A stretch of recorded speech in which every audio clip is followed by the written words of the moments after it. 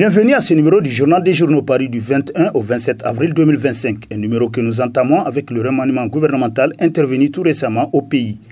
À cet effet, nouvelle équipe gouvernementale, mi-figue, mi-raisin, titre à sa une l'hebdomadaire Le Monde d'aujourd'hui, pour qui il va sans dire que le changement qui a été opéré est en deçà de ce que les Nigériens attendaient.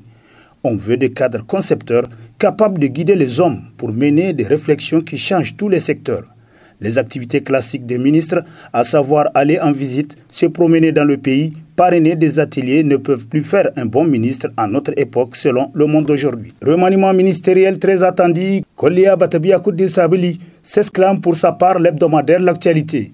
D'après qui, à la grande surprise des Nigériens, l'équipe gouvernementale a été reconduite presque en totalité en dehors de 3 départs et l'arrivée de quelques nouvelles têtes du fait de l'augmentation de la taille du gouvernement qui passa de 21 à 26 membres. Sans doute du mépris à l'encontre des Nigériens, s'exclame le journal pour qui c'est un manque de considération à leur égard. Tout ça pour ça, a-t-on envie de dire. Qui n'a pas vu les prestations médiatiques des différents membres du gouvernement sur le plateau de la radio-télévision du Niger à l'occasion du grand ballet russe qu'il y a eu sur la chaîne publique durant plusieurs semaines. L'on avait ainsi pensé que ce grand oral gouvernemental était en quelque sorte un examen de passage pour évaluer chacun des ministres en vue de la reconduction ou du renvoi. Les Nigériens avaient pu apprécier chacun des ministres par rapport à sa prestation sur la RTN. De l'ensemble des constatations, le sentiment général qui se dégage était que pas plus de 6 ministres méritaient d'être reconduits. Mais hélas, conclut l'actualité. Conseil consultatif de la refondation, une institution de plus dans une grisaille politique nationale, s'interroge entre autres à sa une l'hebdomadaire satirique Le Canard en furie, pour qui, comme la commission des assises nationales, le Conseil consultatif de la refondation ne serait qu'une institution cosmétique de plus, juste destinée à donner un caractère populaire au pouvoir du CNSP et son président. Le Conseil consultatif de la refondation intervient dans un contexte de grisaille politique, né des attentes brisées des uns et des autres de la véritable refondation et non de ce tersaz qui se profile à l'horizon, selon le satirique qui poursuit. Franchement, entre nous, s'il s'agissait seulement d'un organe pour émettre un avis purement consultatif facultatif, comme du reste n'importe quel kidam, de grâce le CNSP devrait nous en faire l'économie pour prendre lui-même toutes les décisions qu'il jugerait en son âme et conscience bonnes et utiles pour le Niger et pour son peuple.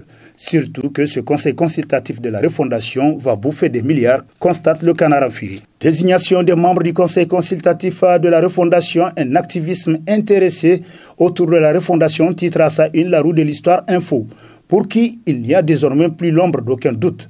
Certaines organisations de la société civile qui prennent le devant des manifestations de soutien au CNSP ne le font ni par patriotisme, ni pour une quelconque refondation profonde de la gouvernance du pays.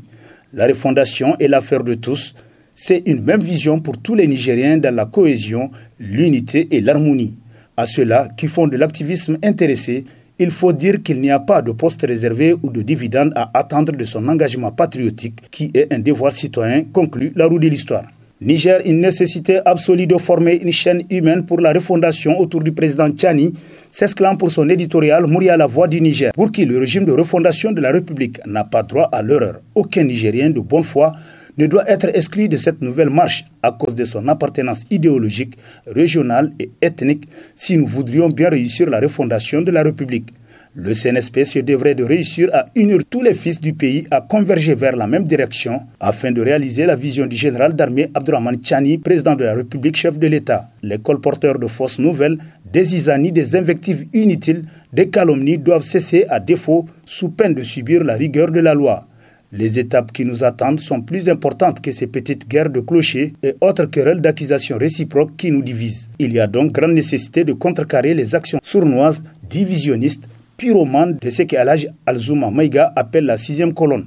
La 6e colonne risquerait de nuire à la quiétude sociale nationale si nous ne prenons garde.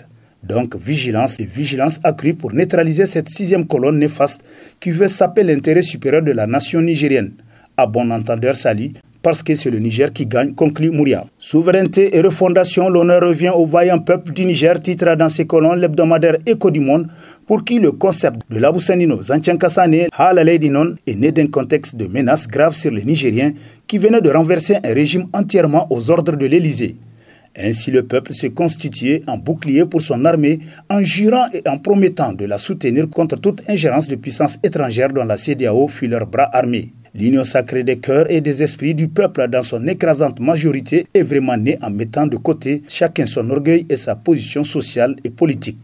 Chemin faisant avec son peuple, le CNSP a décidé de traduire la volonté de ce dernier dans les faits en inscrivant son agenda vers une véritable refondation de la République du Niger. Ce qui procède d'un changement de mentalité et d'esprit pour un nouveau type de citoyen d'après Écho du Monde pour qui, dans l'entendement de la grande majorité des Nigériens qui ont soutenu l'avènement du CNSP au pouvoir, le concept souveraineté et refondation rime avec la justice sociale tant revendiquée. Attaque des terroristes au Bénin, une livraison déguisée d'armes aux terroristes, titre dans ses colonnes l'hebdomadaire Le Républicain Info, qui nous rappelle que les terroristes qui écument le nord du Bénin ont attaqué le jeudi 18 avril dernier deux positions de l'armée béninoise qu'ils semblent avoir prises sans combat, tellement il n'y a aucune trace d'affrontement. Des positions abandonnées et quelques pillages simulés pour amuser la galerie.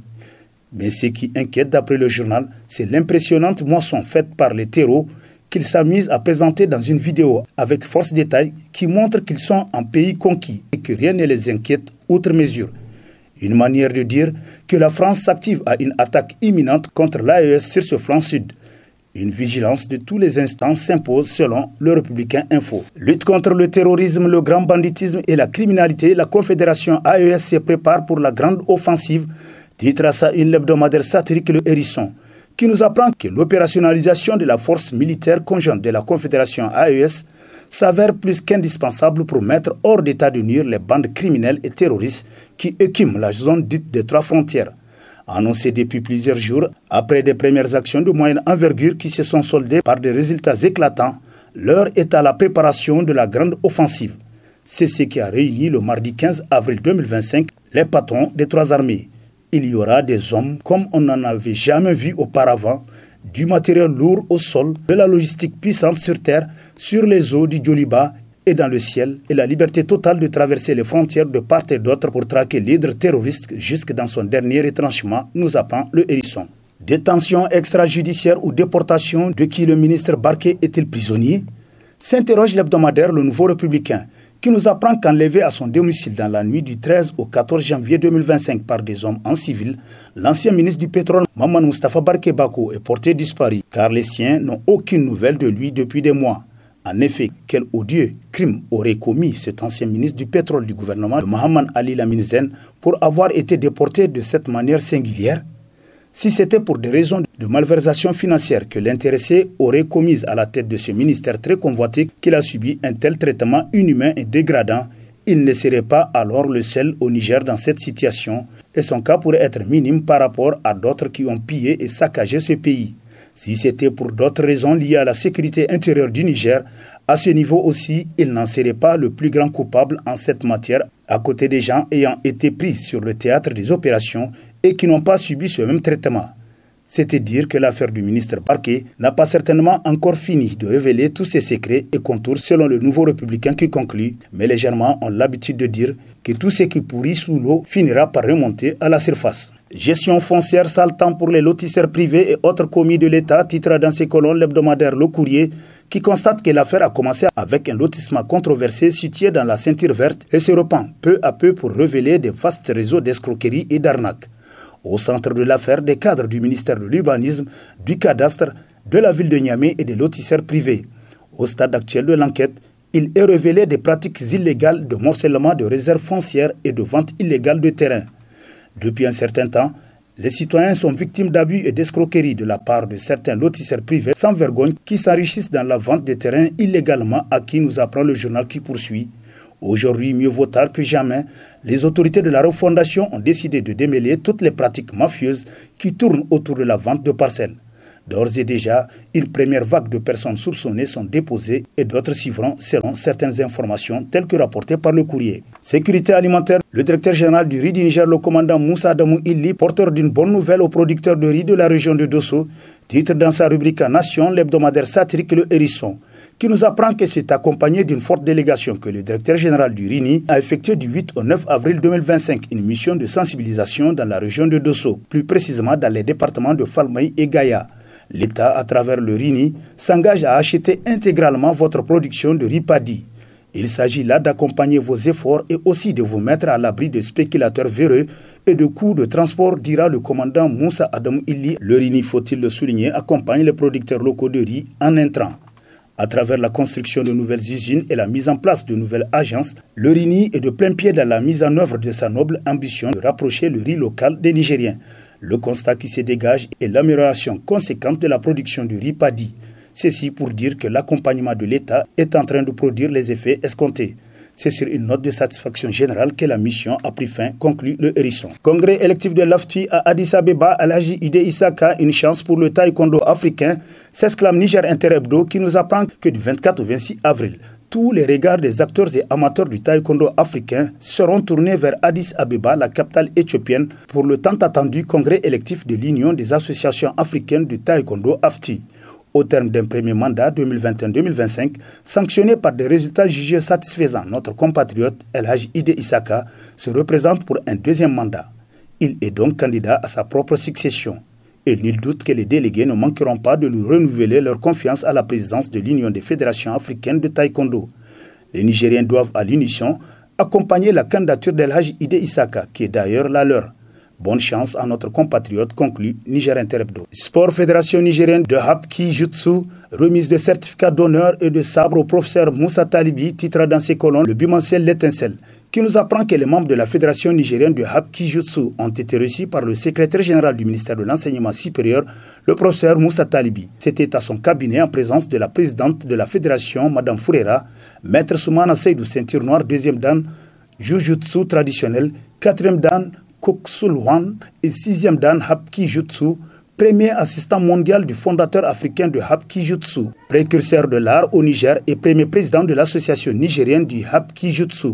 Le parcours, l'expérience et le talent de cet homme qui a tout donné pour le rayonnement de cet art nécessitent à juste titre cette reconnaissance assez bien méritée. C'est pour cela que les membres de l'association nigérienne de Hapki Jutsu ont eu l'ingénieuse idée d'honorer le professeur Moussa Talibi en lui remettant un certificat d'honneur et un sabre en sa qualité de président d'honneur de la fédération, nous apprend L'Étincelle. Commémoration du 27e anniversaire de la disparition de Djibo Bakary, le mouvement Tangam rend hommage à ce grand homme d'État. Titre dans les colonnes de sa parution en date du 22 avril, le quotidien gouvernemental Le Sahel, qui nous apprend que dans le cadre de ses actions patriotiques et révolutionnaires, le mouvement Tangam a rendu public une déclaration pour rendre hommage posthume à Djibo Bakary, illustre homme d'État et panafricaniste. À travers cette activité, le mouvement vise à enseigner à la jeune génération et au-delà à rappeler aux Nigériens la lutte acharnée que Djibo a menée pour l'indépendance totale. Le président du mouvement, Ibrahima Youssouf Ide, a précisé qu'à travers leur mouvement, ils veulent apporter un progrès ou, en d'autres termes, propulser les fils et filles du pays à la conquête de nouveaux horizons, construire la population avec des valeurs comme la fidélité, la solidarité, le courage et le travail bien fait tel que rapporté par le Sahel. À la rencontre de l'honorable Moussa Yahaya Nyandou, le Germakoy des Abarma du Ghana, gardien d'une culture et bâtisseur d'une communauté, titre dans sa rubrique Culture, l'hebdomadaire Niger Times, qui nous apprend qu'avant l'arrivée de l'honorable Moussa Yahaya Nyandou, le respecté Germakoy des Abarma du Ghana, Elhaj Amadou Zola, journaliste et influenceur fondateur de la plateforme Aïné Hafaba, a préparé le terrain. Son témoignage a mis en lumière la cohésion sociale remarquable, la culture de la paix profondément enracinée et la solidarité exemplaire qui caractérise la vie de la communauté Zabarma au Ghana. Malgré l'influence du mode de vie ghanéen, cette communauté a su préserver avec fierté sa tradition et sa langue zarma, témoignant d'une identité culturelle forte et résiliente.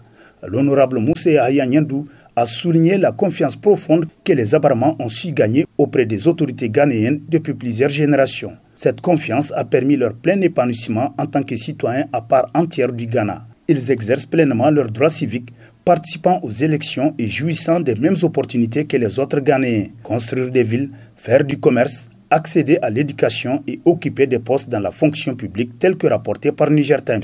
Et sur ce prend fin le présent numéro de la revue de presse. Prochain rendez-vous, plaise à Dieu dans une semaine avec toujours la même passion de vous servir. Bonne lecture et au revoir.